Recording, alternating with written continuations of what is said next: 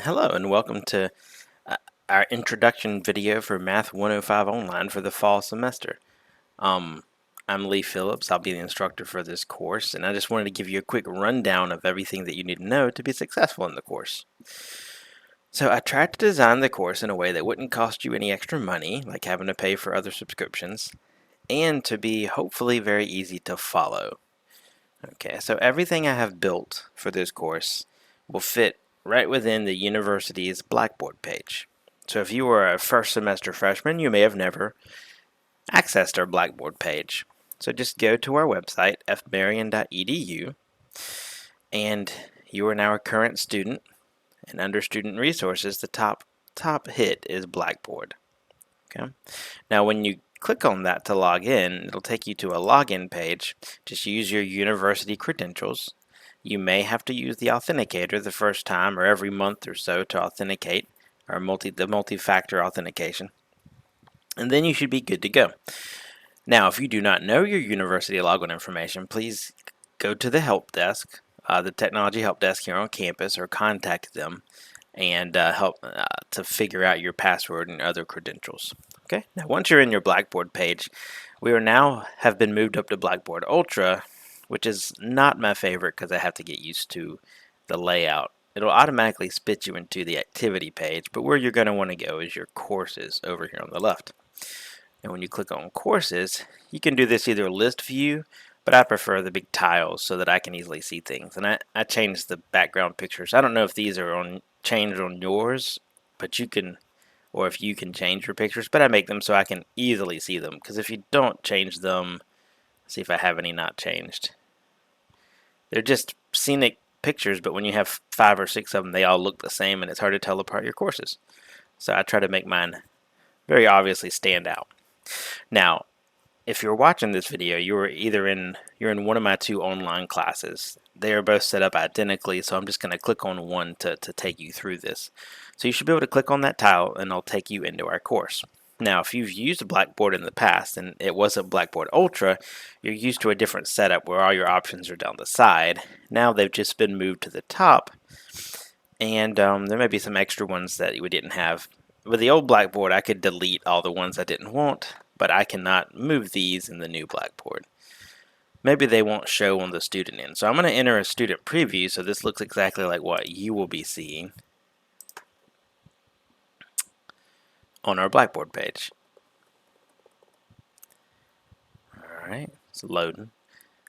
Alright, so here we go. Once you get into your student preview, it'll have stuff listed out like it has my information on the side, and across the top you'll see that it has a little circle 1 beside the announcements. That's because I sent an announcement, I think that was yesterday, and you'll get this video in an announcement. So anytime there's anything going on up here, you could see a little alert symbol or a number of what you're missing there. You can click on it and read the announcement if you need to, but we're going to stay mostly on the content page across the top.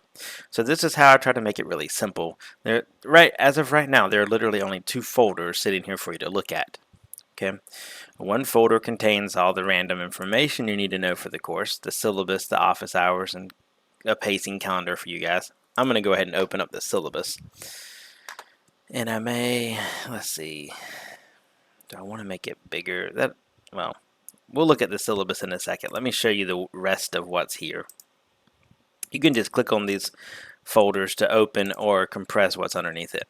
Now what's underneath here is everything you need: lessons, homeworks, and tests. So if I click that, what you'll be able to see is only chapter 1 right now, and you can't even open these other lessons. I'll explain that in a minute, but each lesson is within its own folder. Okay, now this is an online class, so technically it's asynchronous.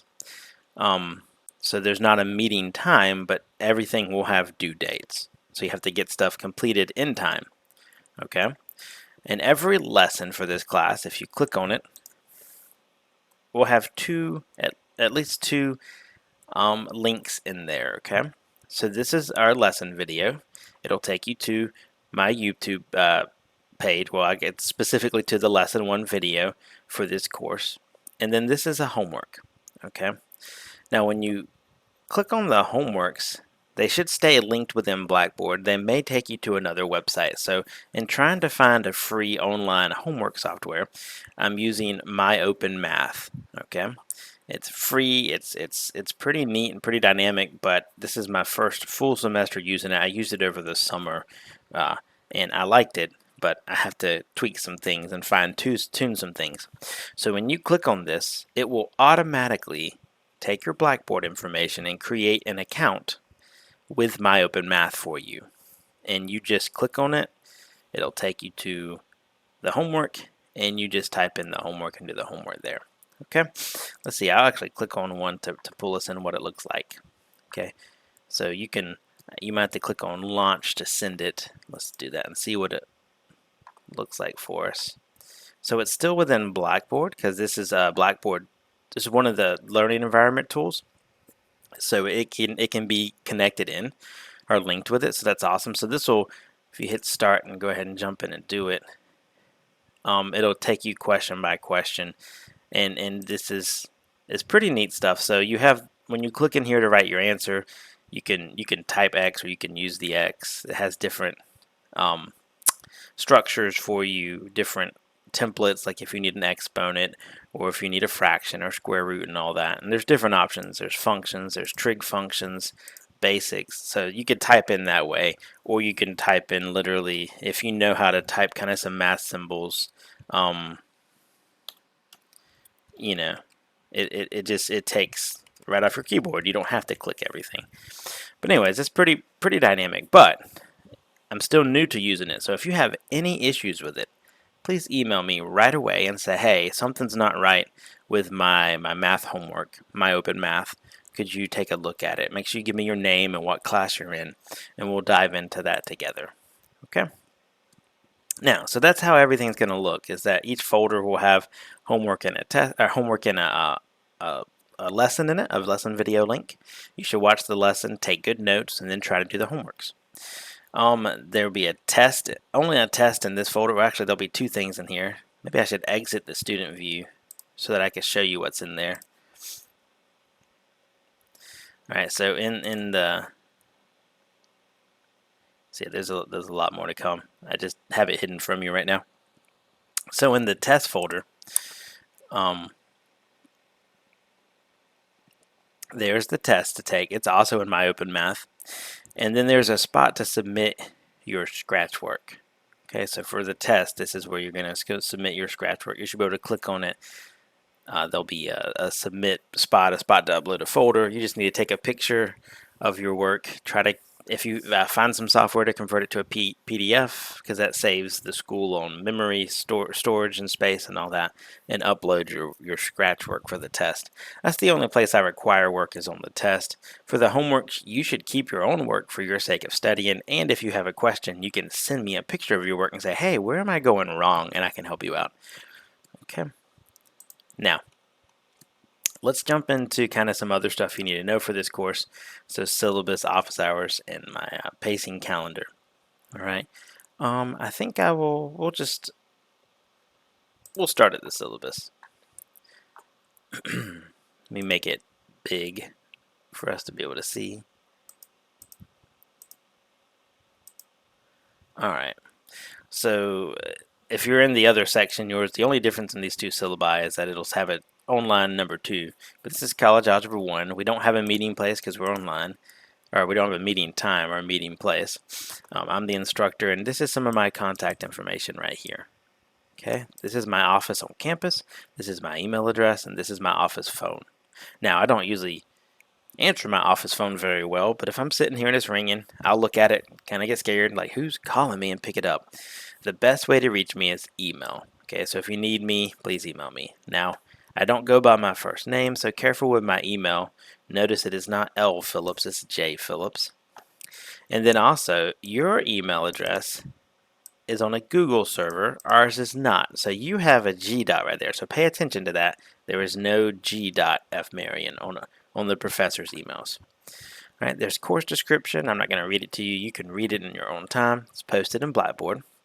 And the syllabus is broken into like main sections. So one main section is just communication with me. These are my office hours, so you can drop by my office if you need help during these times. Or you can make other appointments or just ask me over email. You can always reach out to me via email. Don't be scared to email me and ask me questions. So I have a whole section on that. FMU email, that's the best way to communicate with me, especially as an online student. Other students that are in my classes, I can see them and talk to them in person. But you guys, I won't really get to see you much or see you in person. So please, if you have questions, concerns, or want to let me know anything, just email me. Send me an email. I'll try to get back to you. Now, I try to get back within a day, and I check my emails daily during the work week, Monday through Friday, okay? And so my rule of thumb is if I have not gotten back to you within 24 hours, give me 24 hours in case I'm really busy, but if I haven't gotten back, email me back and make sure I'm alive, make sure everything's okay, make sure I got your email. I had one student last year who kept sending emails to the wrong email address. She would put the G in there, the G.F. and I'm like, I'm not getting your emails. I need to make sure you're sending them to the right place. I'm not getting your emails. Please double check who you're sending them to. Because she came by my office to talk, and she's like, how come you're not responding to my emails? I'm like, I'm not getting them. And so we figured it out after a while. During the weekend, I'll do the best I can to get back to you, but at worst, I'll respond by Monday morning. Okay. I kind of expect you to try to respond to your emails the same pace. I'll give you a day to respond, and then I'll be like, hey, where are you? Listen to me, or I need this, or are you okay, or are you alive?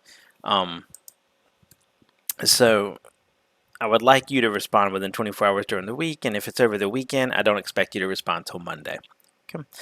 Now, in saying that, that's because I communicate with you mostly through email, and it's got to be your FMU email that they have given you, your official Francis Marion email. Usually I send things through Blackboard, and it emails you to your official email. Okay. Now, the problem with using the app for the email is that on the app, it'll break your email folder into focused and unfocused, and if you're not paying attention, you may never check the unfocused emails. The unfocused emails tends to be the folder that most of the Blackboard emails get put in, so make sure you're checking kind of everything over there on your Blackboard to make sure you're getting your FMU emails. All right, now after teaching for 15 years, I finally caved in and put an email etiquette clause in my syllabi last year because emailing was getting pretty crappy. So when you do write me emails, I'm not like an English professor. I'm not a super strict person, but some of the emails are just gotten kind of ridiculous. So I have kind of a little bit of a slight standard. I was talking to another professor, and they said, "Oh yeah, I won't read an email if it doesn't meet my checklist." I said, what do you mean? They said, well, I'm trying to teach my students to be professionals out in the professional world because they're going to hold professional jobs and they have to know how to send emails. And I was like, okay, a good point. I'll consider that a lesson for my students. So when you do send an email, there's 3 parts that you need to have. You need to have a proper greeting, okay? It doesn't have to be fancy. You can just say hello. You can even call me just LP because that's how I sign up on all my emails. I can, good morning, hello, hi, how are you, something like that. Okay. Now, that's the first part, the greeting.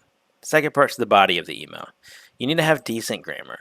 Okay, I'm not an English professor. I'm not going to grade your grammar, but try to have some sort of complete sentences and do your best. It's okay. I'm not going to judge you at all unless you're just like using text language and random stuff like that. Don't do that. Try to actually type full sentences, Other things about the body. You don't have to get too personal. I really don't need to know. I've gotten some really too personal of emails from some students that I didn't want to know some things. You could just tell me you're not feeling well, or you don't have to give me the details or send pictures of your broken leg or whatever. I've gotten many weird things. Believe me, I'm not that nosy of a person. If you tell me that you're sick, that's good enough. This is not an in-person class, so you really don't even have to tell me when you're sick. My students my in-person classes, I want to know, hey, let me know if you're going to miss, and so a lot of them accidentally share way too many details. The other huge thing, now this is big for me, I'm a dad, I have 2 kids, and so begging and whining really turn my mood quickly when I'm reading an email, okay? Just man up, just say kind of what you mean, like, yes, this is what I'm writing you about, but don't try not to beg or whine. Okay, I had one student who was forever late turning in stuff, and I don't allow stuff to be turned in late. Like, I have the deadline, but I mean, stuff is open for days and weeks. So I'm like, look, you knew the due date was coming. We even talked about this in person like last week. But all they did was whine, and so I wasn't really willing to move any due dates because whining is not going to move me, okay? Try to avoid sounding whiny in your emails. A great way to do this is just to have a friend read it and say, hey, does this tone sound good? Or to have your roommate, someone else read it and say, how's the tone on this sound? You could even ask ChatGPT or AI to check your tone on an email, and that'll help. I will say tone is really hard to get across. I understand that. I'm not super judgy with these emails, but when you've gotten the thousands upon thousands of emails that I have, some of them stand out as way more whiny or things like that. The other thing is try to definitely, because this is the fastest way to get a professor to want to absolutely throw your grades into the ground, try to avoid accusational tones in your email. I had one student that missed every test, and somehow she thinks it's other people's fault. It's never her fault for missing the test. Just take responsibility for your actions and don't accuse other people of always scheduling tests whenever she's going to be sick. Somehow I knew when this girl was going to be sick. All right, and finally, so you have the greeting, the body, and then at the end you need to have some sort of sign off, a thanks, a best, a thank you, something like that, just to wrap up the email and trying to formulate these three parts: your greeting, your body, and your sign off. Okay. I will say, last kind of note about communication is it's very important to success, especially in an online class. So make sure you communicate with me. If you have questions, please don't hesitate. Email me right away. You should probably go ahead and get my email set up to when you start typing JPH, it just populates so that you can easily send me emails. All right, now on to the good stuff. The course material, like I said, I work really hard to save you money by I don't require a textbook. I don't require what some professors require. It's $120 access to my lab math stuff. Everything I do is open source and free, so all you need is internet access and a computer or something to be able to get on to do this class, and then you probably should have some paper and pencil to do work. Okay, and take notes and try to keep yourself a nice notebook. All right, attendance. So this is an asynchronous class, so attendance can be weird, so let me explain it to you. Following the university guidelines, we have handbooks and all that. You should get to know your student handbook. It lays out that 2 weeks worth of absences. I typically teach Monday, Wednesday, Friday classes, so 6 absences. After that, the teacher can just withdraw you from the course. Notice I said can, doesn't mean the teachers all withdraw you from the course, and some professors don't even take attendance. But the university wants us to, so I take attendance. Okay, I'm a rule follower, I'm a math person, is what I do. Now, to take attendance in an asynchronous course is weird, because there's no set time for you to be on. But there are things due every week. And so at the end of the week, if I look up and you have not turned in homework and it's past due, I count that as an absent. It's like you didn't come to school for that day. Whatever day you would have done it on, you didn't do it. Okay? And so after you get 6, you may be dropped from the course. Doesn't mean I will drop you from the course, but usually I will email you and try to contact you. You should email me and contact me if you're missing work. You should reach out and say, hey, I'm sorry I missed these. I just, forgot, or I just be honest, or I was overwhelmed, or, and I'm going to say, oh, I'm sorry, thank you. I'm glad you're still good. I'm glad you're still there. Let's try to do better. I usually won't drop you if you're actively working, but if you start missing a whole lot of assignments at some point, I will drop you. Okay. Miss tests. Don't miss tests. If you miss a test, it's a 0, and that hurts really badly. Now, they're going to be open for several days, okay? Because it's an online class, that the test will open, and then it'll be open for 2, 3, sometimes 4 days. Depending on where holidays and stuff fall, it may be open for 5 days. So make sure that you do the test, okay? Now, this gives me a very big thing to talk about here, that is not to wait till right against the due date to do the test. Okay. I don't know about you, but I'm not a very lucky person. And whenever I wait till the due date, that's when the internet goes out, or my computer starts acting weird, or, you know, a kid gets sick, or something happens. Bad luck happens if you wait up against the due date. So don't tempt fate. If something's due Friday, my rule of thumb is I try to get it done before Thursday. Okay? So you will have a range of days to do test. Don't let the test slip by you. Once you see it's open, work on it as soon as you can to get it over with. Okay? Now, typical day in class, I've already talked you through that. There'll be a folder that'll have your lesson video and your homework assignment. Okay, and actually, if you read this, I explain in detail more what I do. I treat this like a Monday, Wednesday, Friday course. So every Monday, Wednesday, Friday, a new folder will open to you in Blackboard. Okay, and then you can go in and do that day's work. I think I have them open in like at 6 a.m. on Monday, Wednesday, Friday.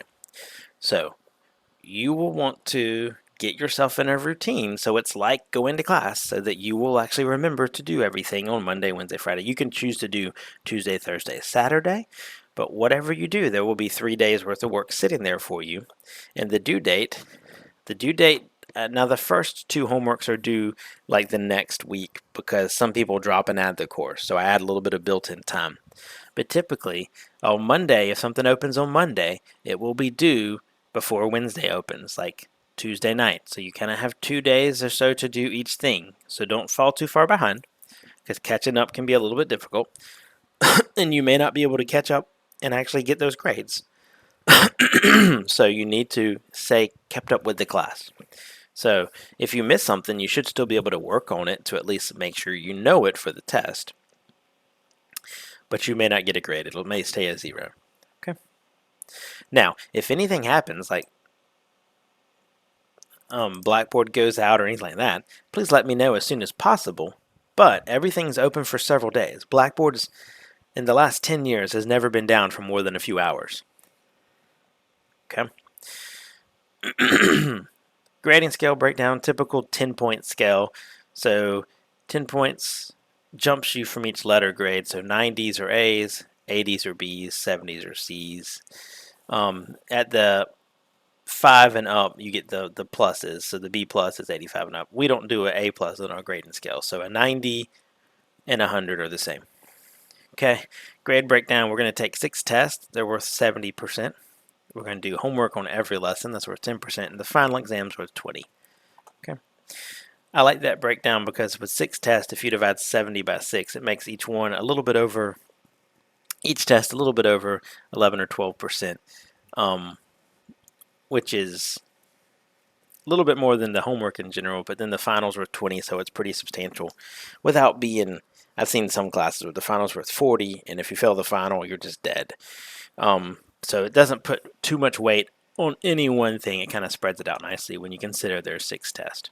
Okay. We'll talk about this, but it's an asynchronous course, so we don't have an assigned time by the university, and so I have it scheduled into just our typical pacing. Academic integrity, don't cheat, don't use apps or AI to do your work, because it's obvious when you do, and it will come back to bite you at some point. So just try to make sure you're learning. I try to teach very hard throughout this stuff, and this is like a good opportunity to make sure you have all this stuff down pat. It's a great class for learning the basics to be successful in 111. Okay. And if you have accommodations, make sure I get those accommodations. If you need accommodations, here's our office to call for setting up your accommodations. Okay. Now, I think I'm almost done. We'll be ready for you to get started. But I did want to show you some other stuff under this one folder. I do have my office hours and contact information posted in another place, so you don't have to pull up the whole syllabus. It has my office and office phone number and email. And it has my schedule of where I will be on each day and has my office hours listed. You can look at that. And then I have a pacing calendar. So if you want to see where we should be, I've made this beautiful pacing calendar for you. It's even color coded. See, today I think it's the 19th. Yeah, the classes are beginning, and you'll have to watch this video and do lesson 1.1, and then Friday lesson 1.2, and then so on. Monday on September the 1st, Labor Day, no classes. So I don't give you, I try to follow the school schedule, even though this is asynchronous and online. I will not open a lesson on a day we're off.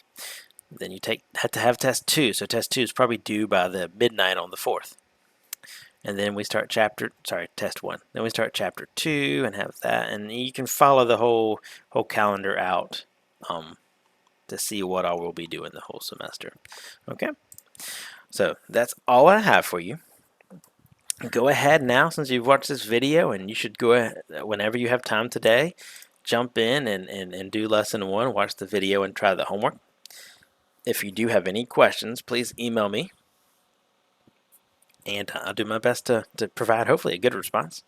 But good luck in the semester. I think we'll have an awesome semester, and I look forward to working with you.